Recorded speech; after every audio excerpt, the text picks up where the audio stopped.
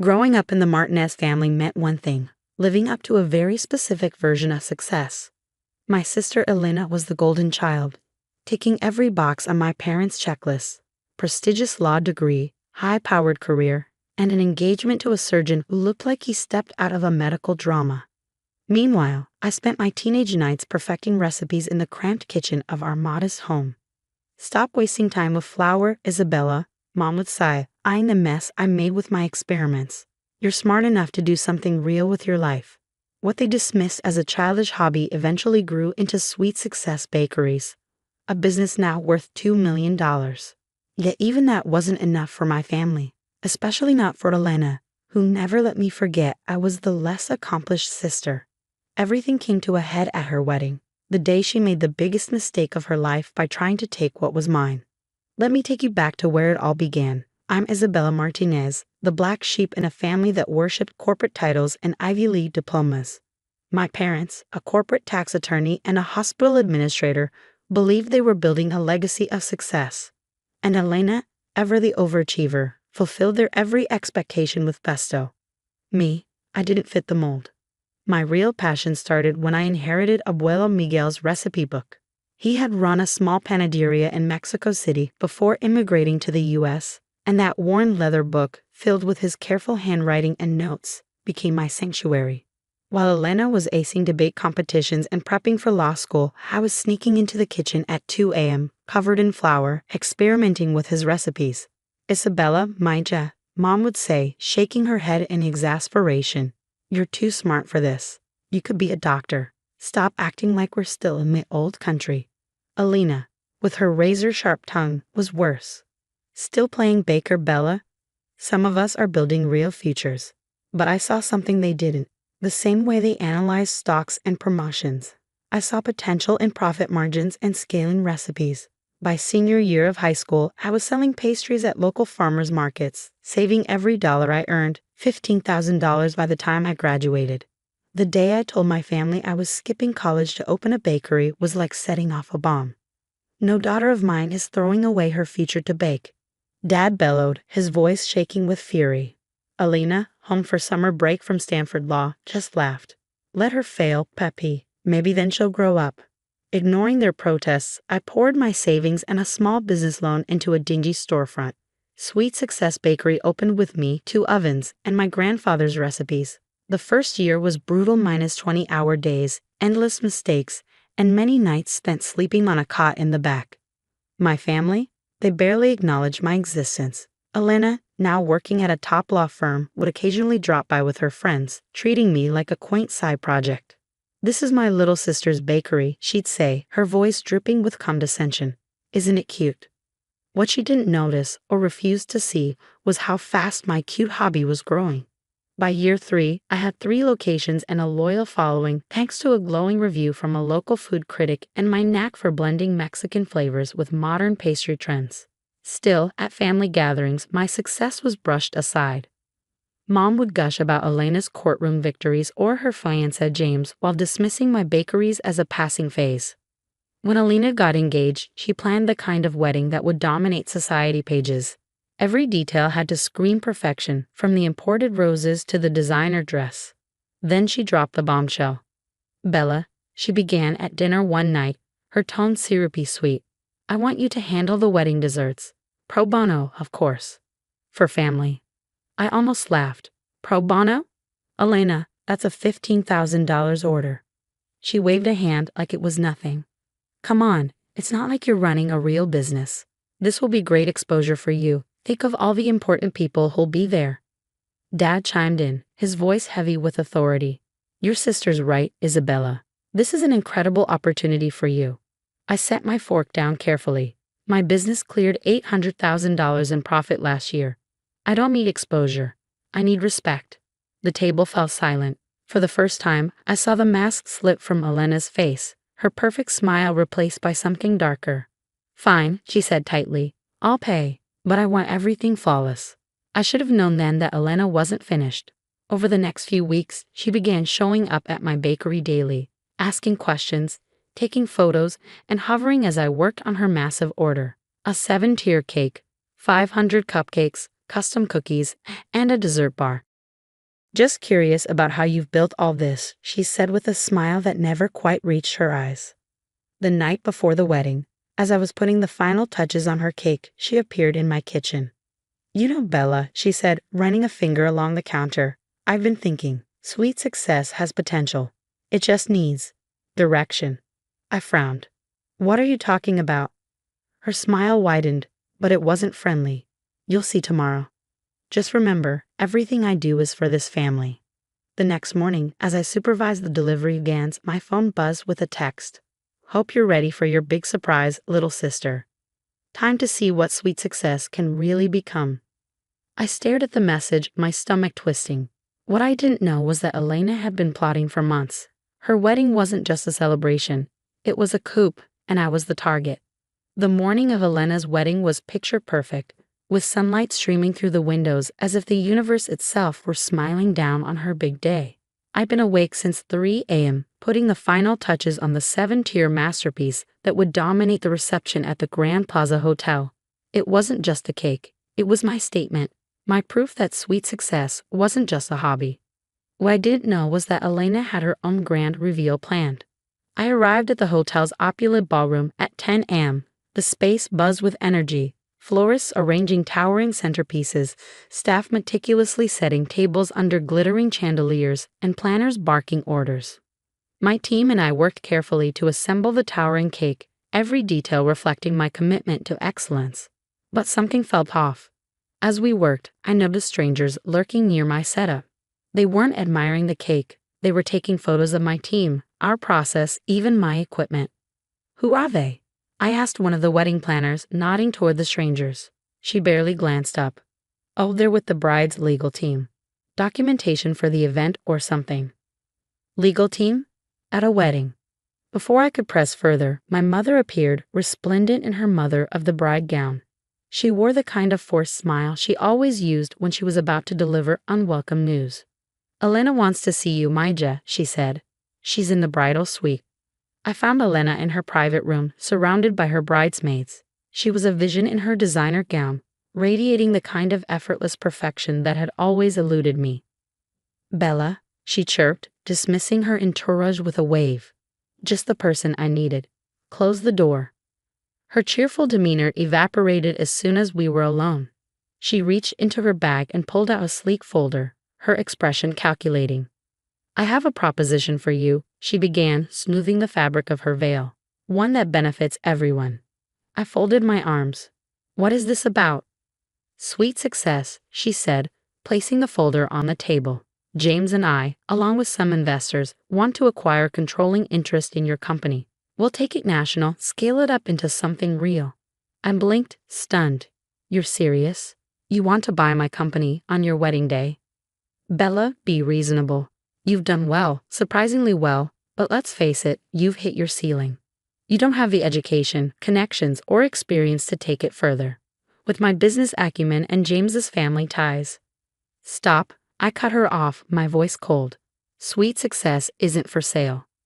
Her polished smile faltered, replaced by a steely glint in her eyes.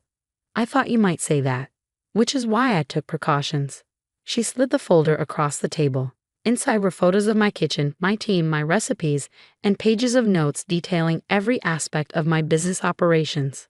What is this? Leverage, she replied smoothly. Did you know some of your processes toe the line of health code compliance? Or that a savvy lawyer could uncover labor violations in your employee contracts? Nothing major, of course, but enough to cause problems. Problems that could ruin your reputation. I stared at her, my hands trembling. You're blackmailing me? Don't be so dramatic, she said, her tone condescending. I'm offering you a chance to be part of something bigger. Sign the agreement and you'll still have a stake. Refuse and, well, let's just say the health department will be very interested in sweet success come Monday. For a moment, I couldn't breathe. She wasn't just trying to take my company, she was trying to destroy me. I finally found my voice. No. Her smile vanished completely.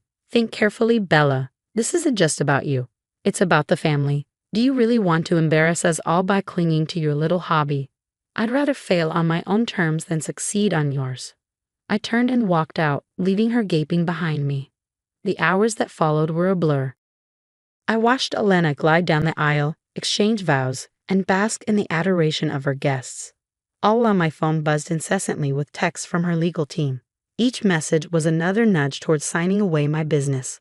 When it came time for the cake cutting, the tension in the air was palpable. Guests gathered around as Elena and James approached the towering dessert. Cameras flashed and the room buzzed with anticipation. Elena lifted the knife, her smile triumphant. "Wait," I called out, my voice slicing through the chatter. The room fell silent. Elena froze, the knife hovering midair. "Bella," my mother hissed, "what are you doing?" I stepped forward, my heart pounding. Pulling out my phone, I tapped play on a recording. Elena's voice filled the ballroom, detailing her plan to blackmail me into selling sweet success. Gasps rippled through the crowd. Elena's face turned ashen. "You recorded me," she whispered, her voice trembling. I met her gaze, unflinching. "I learned from the best, didn't I? Always document everything." The murmurs swelled into outright shock. James's parents looked horrified. Her law firm colleagues exchanged uneasy glances. "But that's not all," I said, turning to address the crowd. "Elena thought she could destroy my business because she didn't see it as legitimate. What she didn't realize is that Sweet Success has already signed a deal with Whole Foods. National distribution starts next month." I let the weight of my words sink in. "So no, Elena, my bakery isn't a hobby. It's a legacy, and I won't let you or anyone else take it from me." Elena lunged toward me, but James caught her arm, his face pale. "Stop," he hissed. "You've done enough." The room erupted in whispers. For the first time, Elena's perfect image was shattered, her carefully curated life exposed for what it truly was, a facade built on manipulation. And as I stood there, under the glittering chandeliers, I realized I'd finally proven myself. Not just to my family, but to everyone. Sweet Success wasn't just my business, it was my victory. The weeks after Elena's wedding were pure chaos. Somehow, a guest at the reception had recorded my confrontation with her, and the video quickly made the rounds in our local business community. Elena's audacious attempt at a hostile takeover wasn't just family drama anymore. It became a cautionary tale about ethics, ambition, and crossing the wrong sibling. Her law firm put her on indefinite leave pending an ethics investigation, and James postponed their honeymoon to focus on salvaging his family's reputation. But the biggest fallout was within our family. The Sunday after the wedding, Mom called for a family meeting at their house. I almost didn't go, but the tremor in her voice convinced me otherwise. When I arrived, the living room felt heavy with unspoken tension. Dad sat in his usual armchair, looking like he aged a decade in a week. Mom clutched her rosary, her eyes red from crying. Elena and James were perched stiffly on the love seat, their once perfect partnership showing visible cracks. Mom patted the seat next to her on the couch. "Siente, Isabella," she said softly. "For once you didn't comment on my flour-dusted jeans or the ever-present scent of vanilla clinging to my clothes." Before I could sit, Elena opened her mouth to speak, but Dad raised a hand, silencing her. "No, Lena, you've said enough." He turned to me, his eyes filled with something I hadn't seen before, regret. "Maja, your mother and I, we owe you an apology." I froze. Dad had spent years dismissing my dream, brushing off my achievements as cute or temporary. An apology from him was as unexpected as it was overwhelming. "Last night, I couldn't sleep," he continued. "I kept thinking about your abuelo, my father. He came to this country with nothing but a recipe book and a dream. He worked in other people's bakeries for 20 years, saving every penny. But he never got the chance to open his own. And here you are, living his dream, building something extraordinary. And we," his voice cracked, "we were too blind to see it." Mom reached for my hand, her fingers trembling. "We were wrong, Isabella. So wrong. We thought success had to look a certain way, but you showed us different." I pulled out my phone, swiping to the latest Sweet Success projections. "This is what success looks like," I said, my voice steady. "We're on track to hit $5 million in revenue next year. That's not a hobby. That's not luck. That's business." Elena, who had been uncharacteristically silent, suddenly stood. "I need to say something." Her voice wavered, and for the first time she looked small. No sharp comebacks, no polished poise. "What I did, I was jealous." "Jealous?" I asked, incredulous. "Of what?" "You've always had everything you wanted. Have I? She sank back onto the love seat, her shoulders slumping. I have a career I hate, a reputation in shambles, and a marriage that's barely holding together because of my own mistakes. Meanwhile, she gestured helplessly. You're happy, you've built something real. I watch you in your bakery with your team creating things that bring people joy. When was the last time I brought anyone joy? The room fell silent, broken only by the faint toll of church bells outside. For a moment, I thought about Abuela's recipe book, his notes about family, resilience, and second chances. Elena was many things, but she was still my sister. I said slowly, Sweet Success is expanding. We're going national, which means we need someone to manage our legal department. Someone who knows the ins and outs of contracts, compliance, and corporate law. Elena blinked at me in disbelief. What are you saying?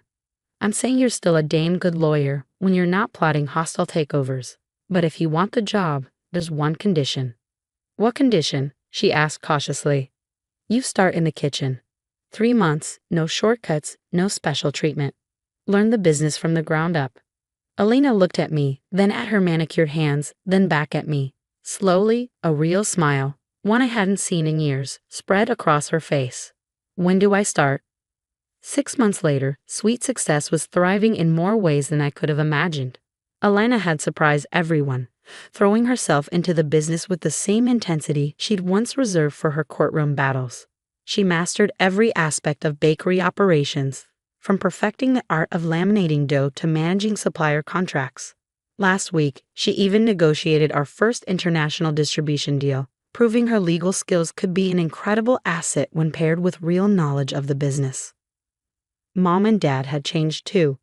Dad helped secure financing for our latest expansion, using his network of contacts to open doors instead of casting judgment.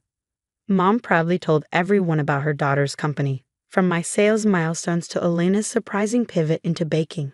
As for me, Sweet Success opened its 15th location last month.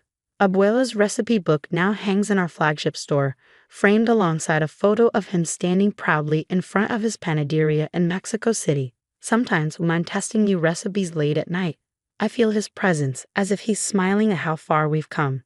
Yesterday, Elena brought me her latest attempt at Abuela's tres leches cake. It was a little lopsided and slightly overbaked, but she made it herself from scratch. Not perfect, she said, nervously watching me take a bite. I smiled, thinking of all the burnt loaves and failed batches that had led me here. Perfect is overrated, sis. What matters is that you're trying. We sat together in my office, sharing her imperfect cake and planning our company's future. On my desk was a new photo, one from Elena's wedding, capturing the moment when everything fell apart and somehow came back together stronger. Sometimes success isn't about proving others wrong. It's about giving them the chance to prove themselves right.